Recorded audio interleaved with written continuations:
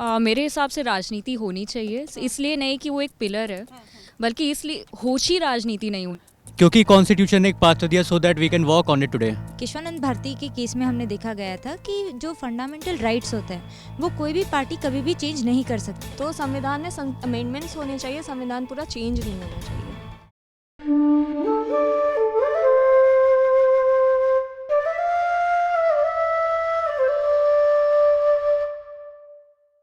नमस्कार, बहुत बहुत स्वागत है आपका। मैं हूं आपके साथ नेहा दुबे। भारत के संविधान को 75 साल पूरे हो गए हैं। ये 75 साल भारत के इतिहास के लिए मील का पत्थर साबित हुए हैं। 75 सालों में भारत एक सही दिशा में चला, एक सही ट्रैक पर चला और इसका पूरा श्रेय, पूरा योगदान कहीं ना कहीं संविधान का रहा है। आज संविधान को बदलने की बात हो रही है, इस पर राजनीति भी हो रही है, लेकिन ये कितना सही है ये समझने की आज हम कोशिश करेंगे। इस वक्त हमारे साथ इंडिया लीगल के सभी लॉ इंटर्न्स यहाँ पर मौजूद है। इनसे समझते हैं कि 75 साल की यात्रा संविधान की किस तरह की रही और किस तरह से इसे देखा जाए। क्या जो बदलने की राजनीति हो रही है या इस पर जो राजनीति सियासत हो रही है कितनी सही है, कितनी गलत है। आप मुझे बताइए कि इस संविधान की 75 साल की यात्रा को कैसे देखते हैं आप? मैम, हमें सबसे पहले ये समझना चाहिए कि कोई भी अगर कानून बनता है तो वो कुछ सर्कमस्टेंसेस देख के बनता है, फॉर सर्टेन कंडीशंस उनको पूरी करने के लिए बनता है। आज से 75 साल पहले 1950s के टाइम पे हम बहुत सारी कंडीशन से जूझ रहे थे। हमारा नया नया देश आज़ाद हुआ था एंड हमारी गवर्नमेंट शिफ्ट हुई थी। तो उस टाइम पे there were certain challenges like poverty, illiteracy and many more challenges. There was also political instability. उस कॉन्स्टिट्यूशन ने उस सब चीज़ों को कवर करते हुए हमको एक पाथवे दिया, क्योंकि कॉन्स्टिट्यूशन ने एक पाथ दिया so that we can walk on it today. And ma'am, yes, no doubt आज भी हमारे पास बहुत सारे इश्यूज हैं जो हमें कवर करने, बट क्योंकि कॉन्स्टिट्यूशन आया so that is why we all are here today. लेकिन इसमें समय समय पर बदलाव होता रहा, लेकिन बदलने की राजनीति करना ये कितना सही है? इसमें राजनीति होनी चाहिए क्या? बदलने में राजनीति नहीं हो सकता है। आप कंपेयर कर सकते हो। आप इंडिया में देखो, 75 ईयर्स हुआ है अब तक, कितना अमेंडमेंट्स आए? सिर्फ 106। कंपेयर कीजिए अमेरिका में, कंपेयर कीजिए। हम लोग जागरूक होना चाहिए, क्योंकि हम लोग ही चूज़ किया है ना। हमारा कॉन्स्टिट्यूशन में पावर दिया है, किसके पावर दिया है कॉन्स्टिट्यूशन को अमेंड करने में? पार्लियामेंट को दिया है। पार्लियामेंट में लोगों कौन भेज रहा है? हम लोग ही वोट कर रहे हैं ना। इस बार 23 में बहुत अच्छा हुआ है और हाईएस्ट आया है वोटिंग परसेंटेज। और परसेंटेज के हिसाब से हमने सोचा हमारा नेता, जो हमारा नेता बदलेंगे वो तो हमारा अच्छे के ऊपर ही रहता है ना। What they are doing it's for our welfare. ठीक है, ठीक है, चलिए। अच्छा, ये बताइए कि ये कह रहे हैं राजनीति होनी चाहिए, विपक्ष इस वक्त हाँ बताइए, आप बताइए। मेरे हिसाब से राजनीति होनी चाहिए, इसलिए नहीं कि वो एक पिलर है, बल्कि इसलिए होशी राजनीति नहीं होनी चाहिए। राजनीति भी एक होती है फॉली पॉलिटिक्स और एक होती है जो अच्छी राजनीति, जिससे हम लोग जन कल्याण की तरफ जाते हैं, जिससे हमारे जागरूकता बढ़ती है। तो वो राजनीति हमें चाहिए। अगर खामियां हैं, कॉन्स्टिट्यूशन भी, हमारे जो कॉन्स्टिट्यूशन मेकर्स थे वो इंसानी थे, भगवान नहीं। खामियां हो सकती हैं, उन खामियों को अगर हम ओवरकम करते हुए ऐसी पॉजिटिव पॉलिटिक्स की ओर बढ़ें जहाँ पे आपको अपने आज़ादी से अपने विचारों को व्यक्त करने का भी पूरा हक हो, आपके पास वो जगह हो, और अगर संविधान वो प्रोवाइड कर रहा है तो क्यों नहीं, राजनीति क्यों नहीं होनी चाहिए? क्या लगता है विपक्ष, ऑपोजिशन अपनी सही भूमिका निभा रहा है? कहीं ना कहीं ये बात हम कह सकते हैं कि वो अपनी भूमिका निभा रहा है, बट जब दूसरे फैक्टर्स आ जाते हैं, जैसे करप्शन, सेल्फिश इंटरेस्ट, अपने लिए चीज़ें करना, इलेक्शंस को रद्द करना, तो इस मामले में मेरे को लगता है कि विपक्ष अपनी भूमिका ठीक से नहीं निभाता है। नहीं निभा रहा है। मतलब ऐसा नहीं लग रहा कि देखिए, अगर इसमें संशोधन होना तो चलिए ठीक है, वक्त के साथ साथ चीज़ें बदलती हैं, आप संशोधन कर रहे हैं, लेकिन पूरी तरह से बदलने की राजनीति करना, ऐसा नहीं लगता कि इस वक्त जो मौजूदा संविधान है उसको नष्ट करने की कोशिशें हो रही है? मैडम, अब तो पार्लियामेंट में डिबेट ये हो रहा है कॉन्स्टिट्यूशन में कितना पेज होता है। ये तो सेंसिबल बात ही नहीं है। कॉन्स्टिट्यूशन बुक के सही से अकॉर्डिंग सही चेंज होता है, पेजेस चेंज होता है। हमें डिस्कस करना चाहिए कितना आर्टिकल्स है, क्या सुधारना चाहिए, क्या करप्टेड है, क्या निकालना चाहिए, उसके ऊपर चर्चा होना चाहिए। इससे छोड़कर कितना पेज है वो बुक के साइज़ के ऊपर डिपेंड होता है। और अपोजिशन को पेज तोड़ो, कॉन्स्टिट्यूशन में कितना आर्टिकल है उसको ही समझ नहीं है। अब आप बात कर रहे हैं ऑपोजिशन पे। ऑपोजिशन का काम क्या होता है? रूलिंग पार्टी से क्या क्या मिस्टेक हुआ है वो उठाना है। अगर इसी तरह से संशोधन अपने हिसाब से पार्टियां करती रहेगी तो क्या नहीं लग रहा कि मौजूदा जो संविधान है वो पूरी तरह से नष्ट होगा? जो पार्टी आएगी वो अपने हिसाब से संशोधन करेगी, नहीं लगता आपको? आई डोंट थिंक कि पूरा का पूरा कॉन्स्टिट्यूशन ये कभी भी चेंज कर सकते हैं, क्योंकि आर्टिकल 368 के द्वारा ही आप कुछ ही ऐसे आर्टिकल्स होते हैं जो आप चेंज कर सकते हैं। जैसे कि लास्ट केशवानंद भारती के केस में हमने देखा गया था कि जो फंडामेंटल राइट्स होते हैं वो कोई भी पार्टी कभी भी चेंज नहीं कर सकती, क्योंकि वो बेसिक है कॉन्स्टिट्यूशन का। तो ये चाहे जितने भी पॉलिटिक्स कर ले या फिर ये जितनी भी राजनीति कर ले, इनके लिए ये पॉसिबल नहीं होगा कि पूरा का पूरा संविधान ही चेंज कर दे। बिकॉज अगर वो चेंज हो जाएगा तो जो इंडिया जिस बेसिस पे खड़ा है या फिर जिस बेसिस पे इंडिया एक यूनिटी के साथ बना हुआ है वही खत्म हो जाएगा। चलिए आगे, ये सवाल बहुत इंपॉर्टेंट है, क्या संविधान बदलना चाहिए?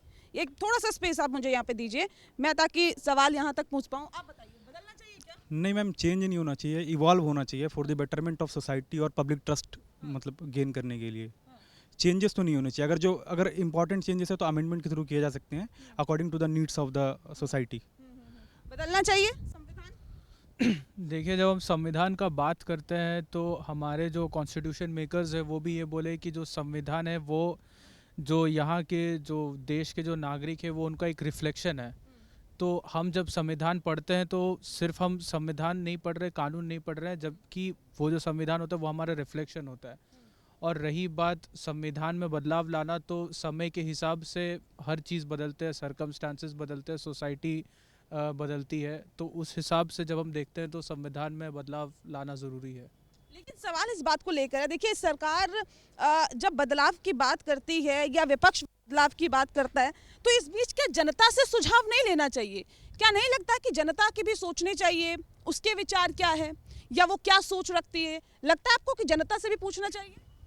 जी बिल्कुल पूछना चाहिए, क्योंकि कहीं ना कहीं जो संशोधन होते हैं वो जनता के लिए ही होते हैं। और संविधान में संशोधन होना चाहिए, संविधान में पूरा बदलाव नहीं होना चाहिए, क्योंकि जो कॉन्स्टिट्यूशन है उसको हम सेक्रेड मानते हैं और अगर हम उसको ऐसे बदल देंगे तो उसकी जो एसेंस है वो चली जाएगी। तो संविधान में अमेंडमेंट्स होने चाहिए, संविधान पूरा चेंज नहीं होना चाहिए। सबसे पहला विवादास्पद संशोधन कौन सा रहा? जी बताइए।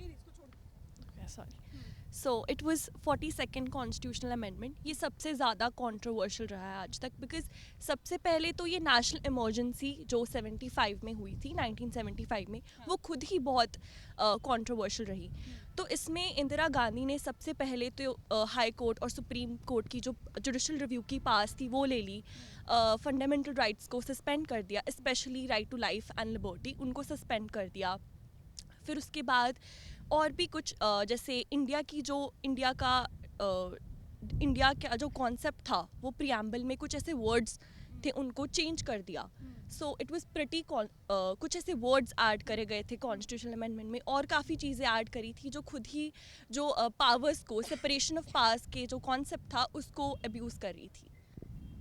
और कौन बताएगा कौन सा विवादास्पद रहा, कंट्रोवर्शियल कौन सा रहा?